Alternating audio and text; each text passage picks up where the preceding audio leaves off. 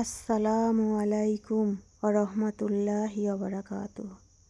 সাহাবী দাওয়াতুল কালবির ঘটনার দ্বিতীয় ধাপ। বাপ হইয়া নিজের মেয়েকে জিন্দা কবর দিত। গর্ত যখন হয়ে গেল, আমি ডাকলাম, জামিলা গো, মা গো, আয় গো, দেইখা যাগো গুয়ার ভিতরে কি দেখা যায়। মেয়েটি আমার আব্বু আব্বু বলে দূর থেকে দৌড়ে গর্তের পাশে এসে বলে, আব্বু কই গো, গর্তের ভিতরে কি দেখা যায়? নবী গো, আমি কত নিষ্ঠুর পিতা, আমি কত বড় নির্দয় পিতা, আমার যে একটু মায়া লাগলো না।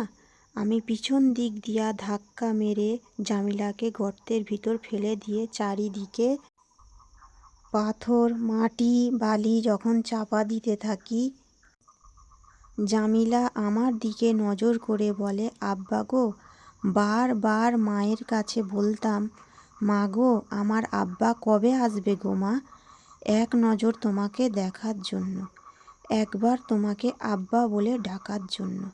হে আব্বা, তুমি আমার আজরাইল হইয়া আসবা তা তো আমি আগে জানতাম না। বাবা, মাইরেন না গো, মাইরেন না, কোনো দিন আর তোমাকে বাপ বলে ডাকবো না, এই মুখ কোনো দিন তোমাকে দেখাবো না, দেশে দেশে ভিক্ষা করে খাইব, তবু তোমাকে এই মুখ দেখাবো না, আমার জানটা বাঁচাও। বলে হুজুর গো, জামিলা গুহায় পড়ে হাত দুটো উঁচু করে কত চিৎকার মেরে কাঁদল আর বলল, আব্বু গো, তোমার মতো নিষ্ঠুর পিতা এই দুনিয়ায় নাই। আমি কোনো কথা না শুনে মাটি চাপা দিয়ে চলে আসি। হুজুর গো, আল্লাহ সব গুনাহ মাফ করলেও এই গুনাহ মাফ দিতে পারে না। হুজুর জানেন, আজ পর্যন্ত নিশি রাত যখন হয়ে যায় গো, রাত্রি শেষ হয়ে যায়, আমার ঘুম আসে না। আমি ঘুমালেও স্বপ্নের ভিতর দেখি মেয়েটি আমার গুহার ভিতরে চিৎকার করে কাঁদতেছে আর বলতেছে, আব্বা গো, তোমার মতো নিষ্ঠুর পিতা এই দুনিয়ায় নেই। হুজুর সাল্লাল্লাহু আলাইহি ওয়াসাল্লাম বললেন, ও সাহাবী, শোনো, তুমি যেই দিন অন্যায় করেছ তখন তুমি কাফের ছিলে, তুমি বোঝো নাই। আজ যখন তুমি মুসলমান হয়েছ, কালেমা পড়েছ, আমার সাহাবী হয়েছ, ইসলামী সুশীতল ছায়ার নিচে আশ্রয় নিয়েছ, আল্লাহ রব্বুল আলামিন এত বড় অন্যায়ও ক্ষমা করে দিয়েছেন।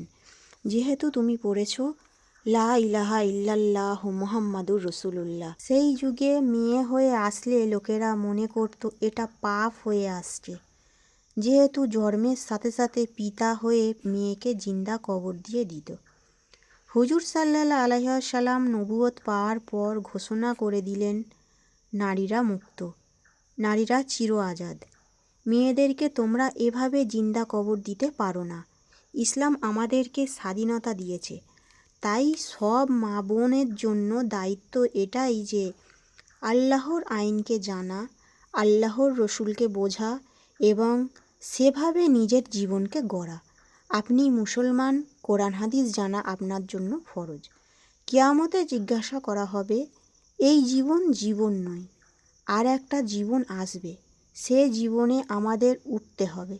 এই যৌবন, এই স্বাস্থ্য থাকবে না, শেষ হয়ে যাবে। কবরে থাকার পর উঠতে হবে। হাসরের মাঠে যাবার আগে তৈরি হন। বোনেরা আমার, সারা জীবন দিনের কাজ বাদ দিয়া দুনিয়ার কাজ নিয়ে ব্যস্ত রইলেন। যখন মৃত্যু এসে যাবে তখন আর কিছু করার থাকবে না।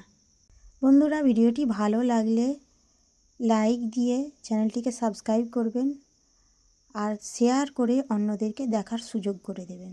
আমিন।